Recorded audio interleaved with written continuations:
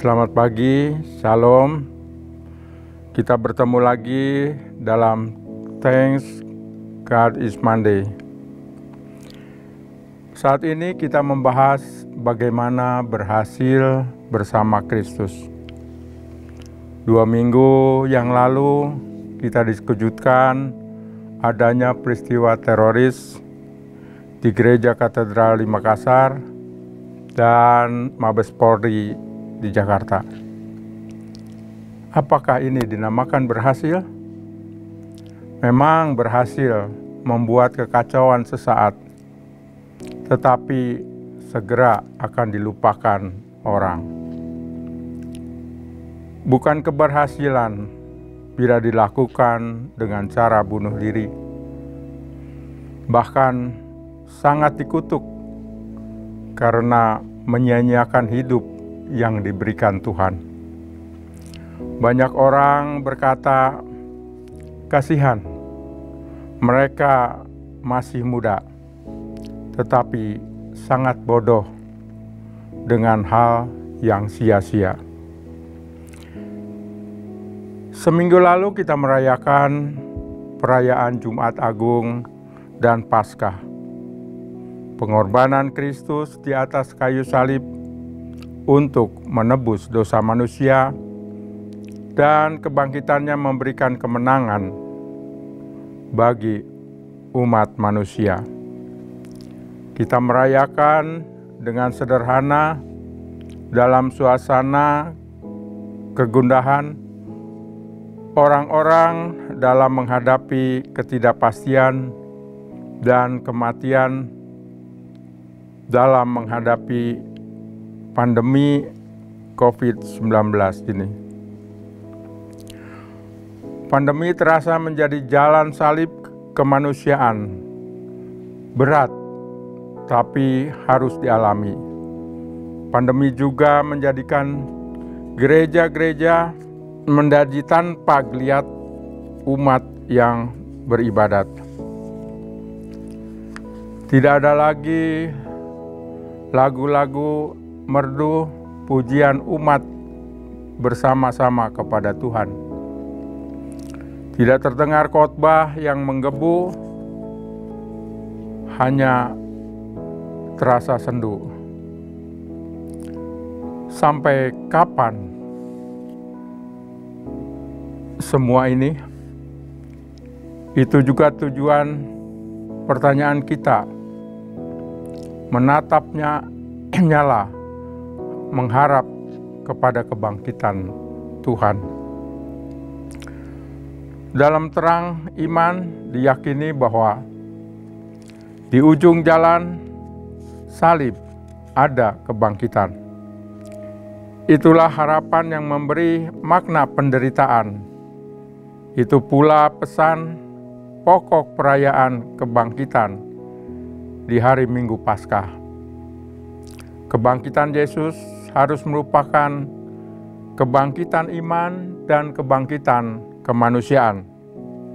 Kebangkitan iman yang bertumbuh dalam ajaran Yesus berarti hubungan yang makin personal dengan Tuhan.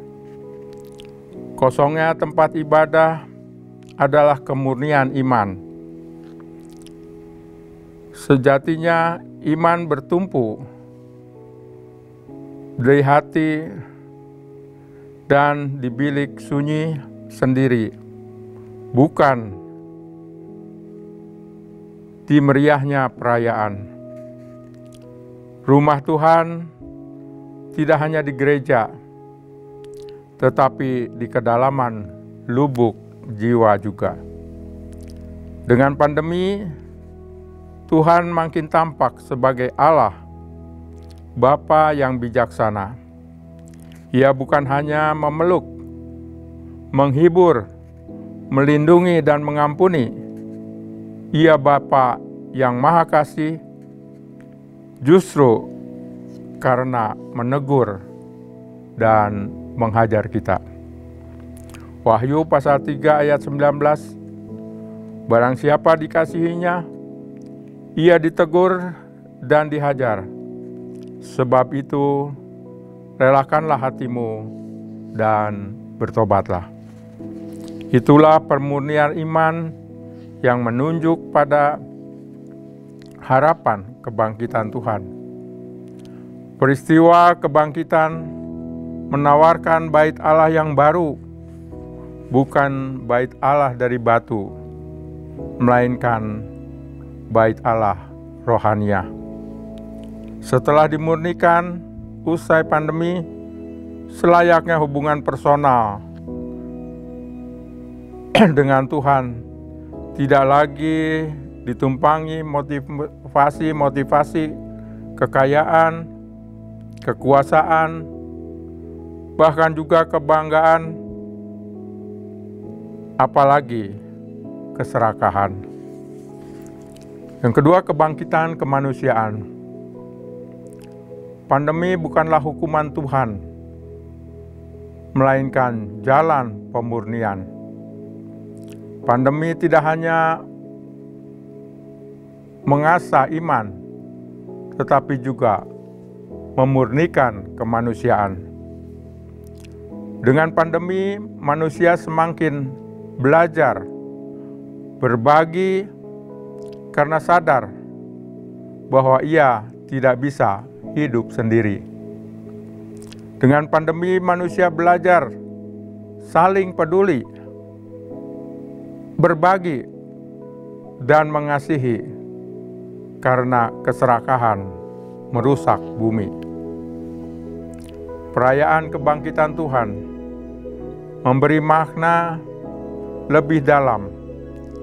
Ia bangkit secara rohani, mengingatkan manusia akan hidup sejati. Yohanes pasal 14 ayat 6.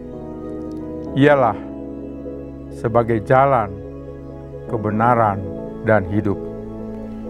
Ia memberi pedoman dan menjadi teladan bagaimana meniti hidup kita. Tuhan ingin kita berhasil dalam meniti, menata, dan menjalani hidup kita. Siapa yang tidak mau berhasil? Siapa yang di dalam hidupnya mendambakan kegagalan? Tentu tidak ada. Semua orang menginginkan kesuksesan dan keberhasilan. Alkitab memberi kita kunci agar mengalami keberhasilan di dalam kehidupan, asalkan kita mendasarkannya dengan pernyataan Tuhan. Kita akan baca dalam Yosua pasal 1 ayat 1 sampai 9. Ayat ini cukup panjang, tetapi kita bisa belajar untuk memahami apa yang Tuhan ingin katakan. Ayat 1. Sesudah Musa hamba Tuhan itu mati, berfirmanlah Tuhan kepada Yosua bin Nun, abdi Musa itu demikian. Hambaku Musa telah mati, sebab itu bersiaplah sekarang. Seberangilah sungai Yordan ini, engkau dan seluruh bangsa ini, menuju negeri yang kuberikan kepada mereka, kepada orang Israel itu. Setiap tempat yang akan diinjak oleh telapak kakimu, kuberikan kepadamu, seperti yang telah kujanjikan kepada Musa.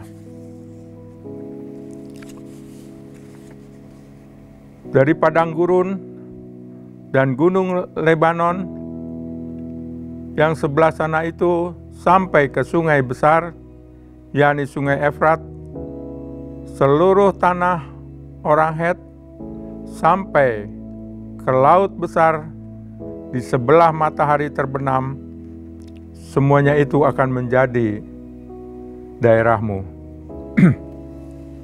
Seorang pun tidak akan dapat bertahan menghadapi engkau seumur hidupmu, seperti Aku menyertai engkau, Aku tidak akan membiarkan engkau dan tidak akan meninggalkan engkau. Kuatkan dan teguhkanlah hatimu, sebab engkaulah yang akan memimpin bangsa ini, memiliki negeri yang kujanjikan dengan bersumpah kepada nenek moyang mereka untuk diberikan kepada mereka. Hanya kuatkan dan teguhkanlah hatimu dengan sungguh-sungguh, bertindaklah hati-hati sesuai dengan seluruh hukum yang telah diperintahkan kepadamu oleh hambaku Musa. Janganlah menyimpang ke kanan atau ke kiri, supaya engkau beruntung kemanapun engkau pergi. Janganlah engkau lupa memperkatakan kitab Taurat ini, tetapi renungkanlah itu siang dan malam, supaya engkau bertindak hati-hati sesuai dengan segala yang tertulis di dalamnya. Sebab dengan demikian perjalananmu akan berhasil dan engkau akan beruntung. Ayat terakhir, ayat 9. Bukankah telah kuperintahkan kepadamu, kuatkan dan teguhkanlah hatimu. Jangan kecut dan tawar hati, sebab Tuhan Allahmu menyertai engkau kemanapun engkau pergi.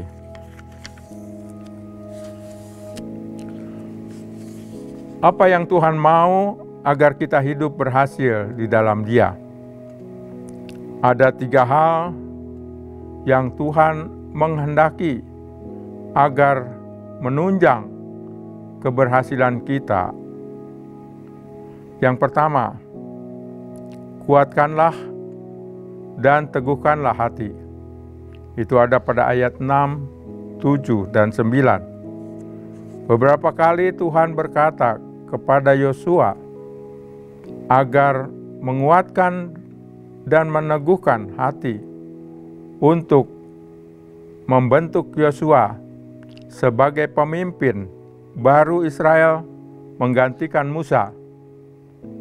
Sering kita berkata agar Tuhan membentuk kita menjadi kepala, bukan ekor. Untuk mencapai tujuan hidup, kita harus menguatkan dan meneguhkan hati di tengah keraguan. Kedua, berpegang pada kuasa firman. Di dalam ayat 8, firman Tuhan adalah senjata peperangan rohani. Tuhan Yesus juga melawan pencobaan dengan firman.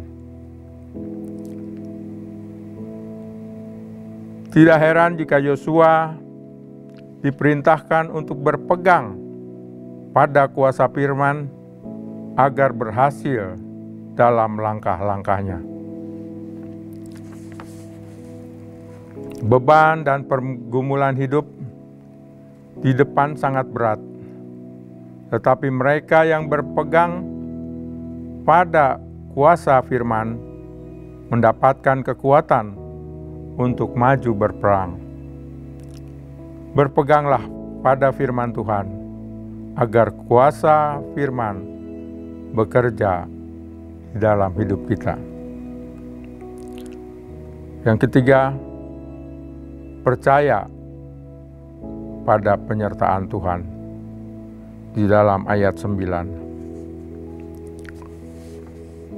Ketakutan dan kecut hati adalah hal yang wajar dan manusiawi, tetapi jangan membuat kita putus asa. Keadaan itu dapat diatasi dengan menyerahkan hidup sepenuhnya kepada penyertaan Tuhan.